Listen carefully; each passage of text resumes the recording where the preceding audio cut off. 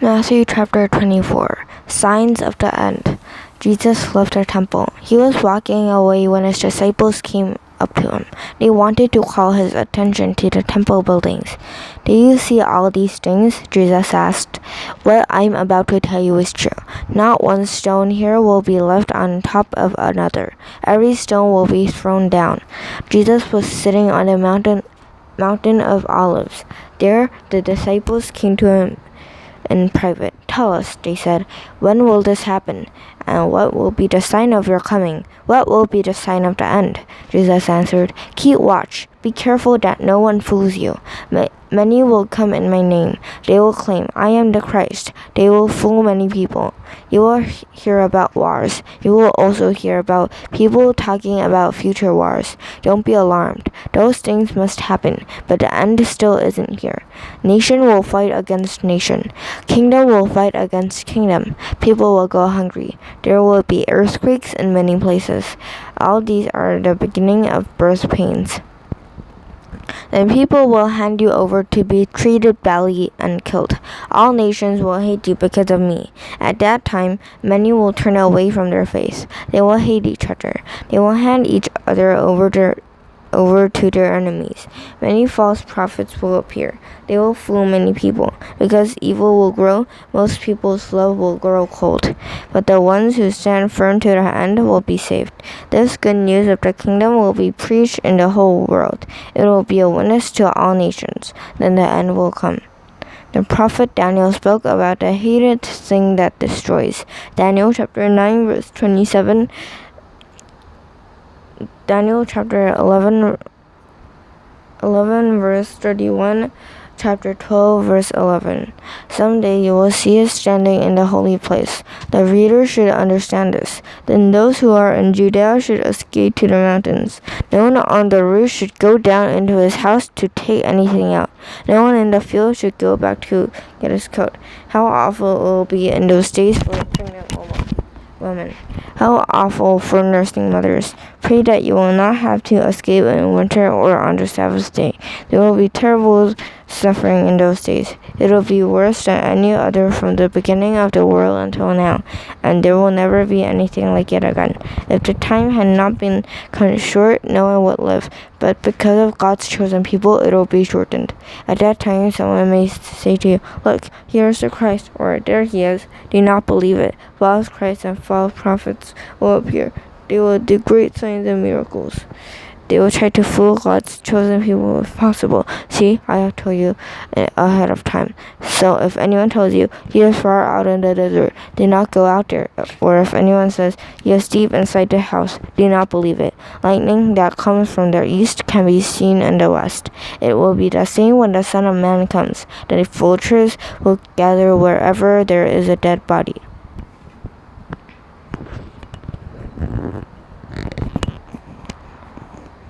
Right after the terrible suffering of those days, the sun will be darkened, the moon will not shine. The stars will fall from the sky, the heavenly bodies will be shaken. Isaiah chapter 13 verse 10, chapter 34 verse 4. At that time, the sign of the Son of Man will appear in the sky. All the nations on earth will be sad. They will see the Son of Man coming on the clouds of the sky. He will come with the power of great glory. He will send his angels with a loud trumpet call. They will gather his chosen people from all four directions. They will bring them from one end of the heavens to the other. Learn a lesson from the fig tree. As soon as its twigs get tender and its leaves come out, you know that summer is near. In the same way, when you see all those things happening, you know that the end is near. It is right at the door. What I am about to tell you is true. The people living at the time will certainly not pass away until all those things have happened. Heaven and earth will pass away, but my words will never pass away. The day and hour are not known. No one knows about that day or hour. Not even the angels in heaven know. The Son does not know. Only the Father knows. Remember how it was in the days of Noah. It will be the same when the Son of Man comes. In the days before the flood, people were eating and drinking. They were getting married. They were giving their daughters to be married. They did all those things right up to the day Noah entered the ark. They knew nothing about what would happen until the flood came and took them all away. That is how it will be when the Son of Man comes. 2 men will be left in the field. One will be taken and the other left. 2 men will be grinding with a handmill. One will be taken and the other left. So keep watch. You do not know on what day your Lord will come. You must understand something. Suppose the owner of the house knew what time of night the robber was coming, then he would have kept watch. He would not have let his house be broken into. So you also must be ready. The Son of Man will come at an hour when you don't expect him. Suppose a master puts one of his servants in charge of the other servants in his house. The right servant's job is to give them their food at the right time. The master wants a faithful and wise servant for this. It will be good for the servant if the master finds him doing his job when the master returns. What I am about to tell you is true. The master will put that servant in charge of everything he owns. But suppose the servant is evil. Suppose he says to himself, "My master is staying away a long time." Suppose he began to beat the other servants. And suppose he eats and drinks with those who drink too much. The master of that servant will come back on a day that servant doesn't expect him, and return at an hour the servant doesn't know. Then the master will cut him to pieces. He will send him to the place where pretenders go. There people will sob and grind their teeth.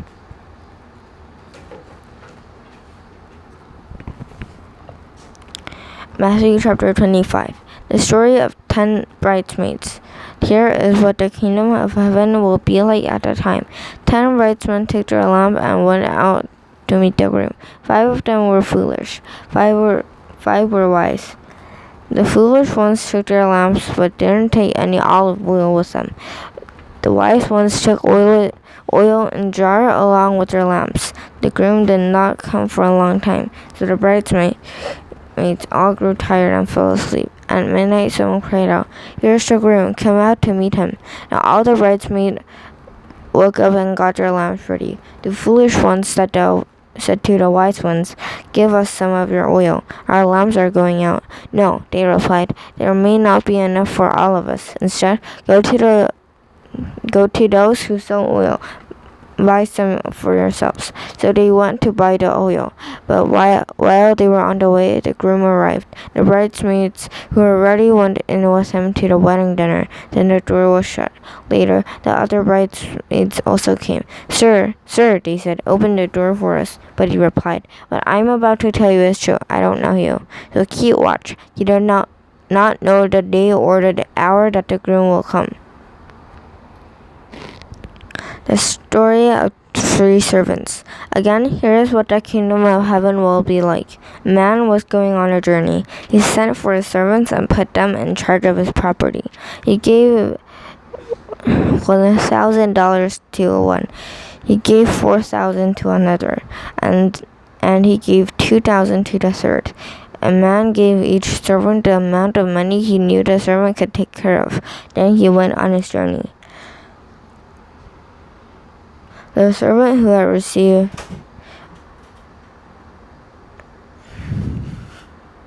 $1 million went at once and put his money to work. He earned 1 million more. Then one with $4,000 earned 4,000 more. But the man who had received $2,000 went and dug a hole in the ground. He hid his master's money in it. After a long time, the masters of the servants returned. He wanted to collect all the money they had earned. The man who had received $1 million brought the other $1 million. "Master," he said, "you trusted me with $1 million. See, I have earned $1 million more." His master replied, "You have done well, good and faithful servant. You have been faithful with a few things. I'll put you in charge of many things. Come and share your master's happiness." The man with $4,000 also came. "Master," he said, "you trusted me with $4,000. See, I have earned 4,000 more." His master replied, "You have done well, good and faithful servant. You have been faithful with a few things. I will put you in charge of many things.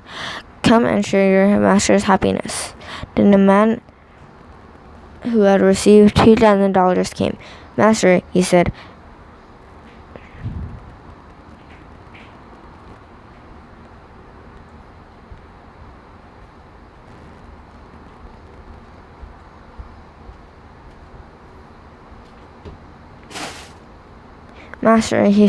"I knew that you are a hard man. You harvest where you have not planted. You gather crops when you have not scattered seeds. So I was afraid. I went out and hid your $2,000 in the ground. See, here's what belongs to you." His master replied, "You evil, lazy servant. So you knew that I harvest where I have not planted?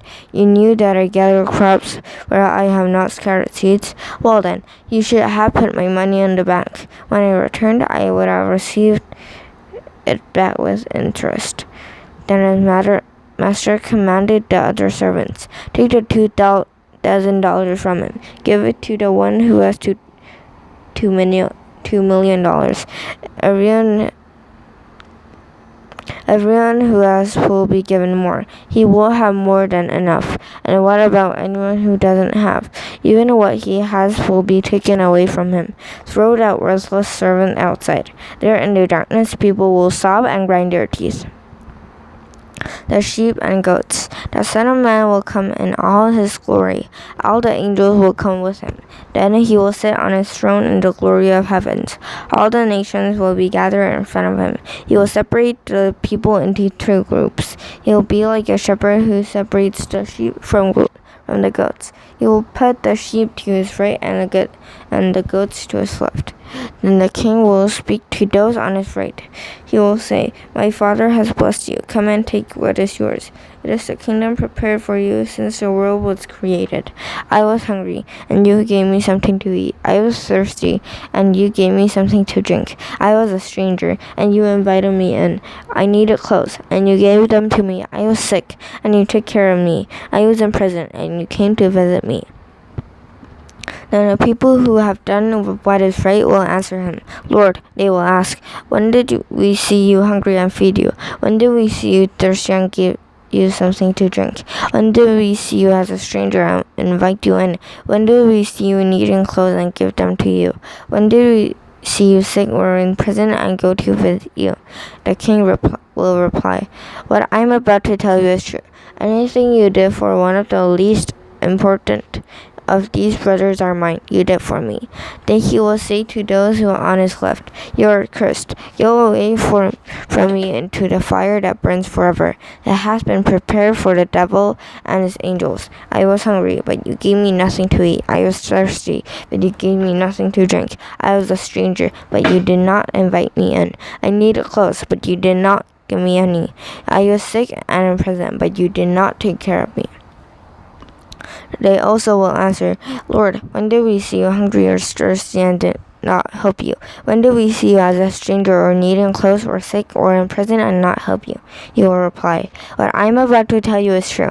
Anything you didn't do for one of the least important of these, you didn't do for me." Then they will go away to be punished forever. But those who have done what is right will receive eternal life.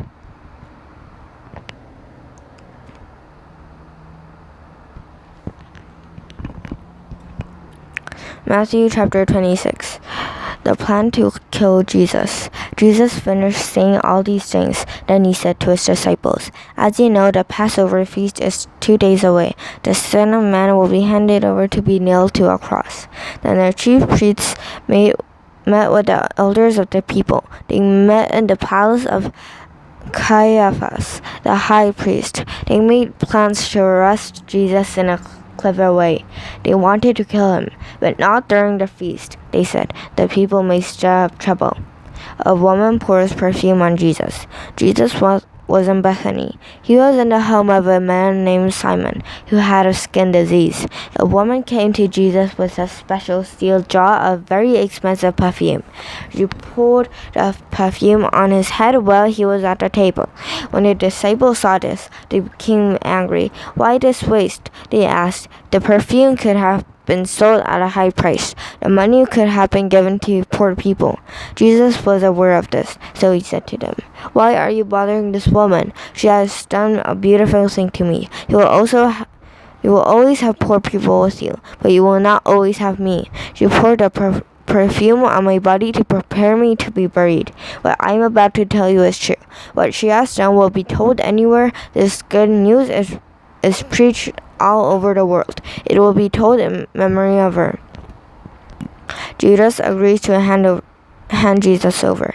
One of the 12 went to the chief priests. His name was Judas Iscariot. He asked, "What will you give me if I hand Jesus over to you?" So they counted out 30 silver coins for him. From then on, Judas watched for the right time to hand Jesus over to them.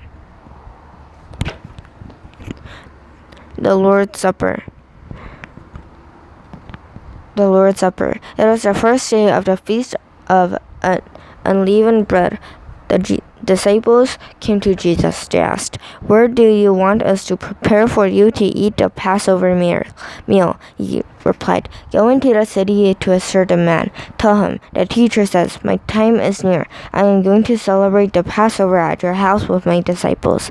So the disciples did what Jesus had told them to do. They prepared the Passover meal. When evening came, Jesus was at the table with the 12. While they were eating, he said, "What I am about to tell you is true.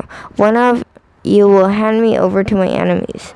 The disciples became very sad. One after the other, they began to say to him, "It's not I, Lord, is it?" Jesus replied, "The one who has dipped his hand into the bowl with me will hand me over. The Son of Man will go just as it is written about him. But how terrible it will be for the one who hands over the Son of Man.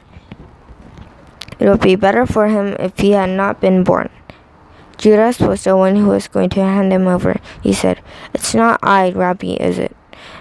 Jesus answered, "Yes, it is you." While they were eating, Jesus took bread. He gave thanks and broke it. He handed it to his disciples and said, "Take this and eat it. This is my body." Then he took the cup, gave thanks, and handed it to them. He said, "All of you drink from it. This is my blood of the new covenant. It is poured out to forgive the sins of many. Here is what I tell you. From now on, I won't drink wine with you again until the day I drink it with you in my Father's kingdom." Then they sang a hymn and went out to the mountain of Olives. Jesus says that Peter will fail. Jesus told them, "This very night you will all turn away because of me. It is written that the Lord said, 'I will strike the shepherd down, then the sheep of the flock will be scattered.'" Zechariah chapter 13 and verse 7. "But after I rise from the dead, I will go ahead of you into Galilee." Peter replied, "All the others may turn away because of you, but I never will. What I am about to tell you is true." Jesus answered, "It will happen this very night. Before the rooster crows, you will say 3 times that you don't know me." But Peter said, "I may have to die with you, but I will never say I don't know you." And all the other disciples said the same thing. Jesus prays in Gethsemane. Then Jesus went with his disciples to a place called Gethsemane. He said to them, "Sit here while I go over there and pray." He took Peter and the 2 sons of Zebedee along with him. He began to be sad and troubled. Then he said to him, "My soul is very sad. I feel close to death. Stay here. Keep watch with me." He went a little farther. Then he fell with his face to the ground. He prayed, "My Father, if it is possible, take this cup of suffering away from me. But let what you want be done, not what I want." Then he returned to his disciples and found them sleeping. "Cannot you men keep watch with me for 1 hour?" he asked Peter. "Watch and pray, then you won't fall into sin when you are tempted. The spirit is willing, but the body is weak." Jesus went away a second time. He prayed, "My Father, is it possible for this cup to be taken away? But if I must drink it, may what you want be done." Then he came back. Again, he found them sleeping. They couldn't keep their eyes open. So he left them and went away once more. For the third time he prayed the same thing. Then he returned to the disciples. He said to them, "Are you still sleeping and resting? Look, the hour is near. The Son of Man is about to get handed over to sinners. Get up, let us go. Here comes the one who is handing me over to them." Jesus is arrested. While Jesus was still speaking, Judas arrived. He was one of the 12. A large crowd was with him. They were carrying swords and clubs. The chief priests and the elders of the people had sent him. Judas, who was going to hand Jesus over, had arranged a signal with them. "The one I kiss is the man. He said. "Arrest him." So Jesus went to Jesus at once. He said, "Greetings, Rabbi," and he kissed him. Jesus replied, "Friend, do what you came to do." Then the man stepped forward. They grabbed Jesus and arrested him. At that moment, one of Jesus' companions reached for his sword. He pulled it out and struck the servant of the high priest with it. He cut off the servant's ear. "Put your sword back in its place," Jesus said to him. "All who use the swords will die by the sword. Do you think I can't ask my Father for help? He would send an army more than 7,000 angels right away. But then how would the scripture come up true? They say it must happen in this way." At that time, Jesus spoke to the crowd. "Am I leading a band of army men against you?" he asked. "Do you have to come out with swords and clubs to capture me? Every day I sat in the temple courtyard teaching, and you didn't arrest me. But all this has happened so that the words of the prophets would come true." Then all the disciples left him and ran away. Jesus is taken to Sanhedrin. Those who had arrested Jesus took him to Caiaphas, the high priest. The teachers of the law and the elders had come together there. Not too far away, Peter followed Jesus. He went right up to the courtyard of the high priest. He entered and sat down with the guards to see what would happen. The chief priests and the whole Sanhedrin were looking for something to use against Jesus. They wanted to put him to death, but they did not find any proof, even though many false witnesses came forward. Finally, 2 other witnesses came forward. They said, "This fellow claimed, 'I am able to destroy the temple of God. I can build it again in 3 days.'" Then the high priest stood up. He asked Jesus, "Aren't you going to answer? What are these charges that the men are bringing against you?" But Jesus remained silent. The high priest said to him, "I command you under oath by the living God. Tell us if you are the Christ, the Son of God." "Yes, it is just as you say. But here is what I say all to you. In days to come you will see the Son of Man sitting at the right hand of the Mighty One. You will see the Son of Man coming on the clouds of heaven." Then the high priest tore his clothes. He said, "He has spoken a very evil thing against God. Why do we need any more witnesses? You have heard him say this evil thing. What do you think?" "He must die," they answered. Then they spit in his face. They hit him with their fists. Others slapped him. They said, "Prophesy to us, Christ. Who hit you?" Peter says he does not know Jesus. Peter was sitting out in the courtyard. A female servant came to him. "You also were with Jesus of Galilee," she said. But in front of all of them, Peter said he was not. I don't know what you're talking about," he said. Then he went out to the gate leading into his courtyard. There another woman saw him. She said to the people, "This fellow was with Jesus of Nazareth."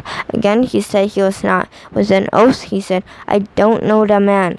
After a little while, those standing there went up to Peter. "You must be one of them," they said. "The way you talk gives you away." Then Peter began to call down curses on himself. He took an oath and said to him, "I don't know the man." Right away a rooster crowed.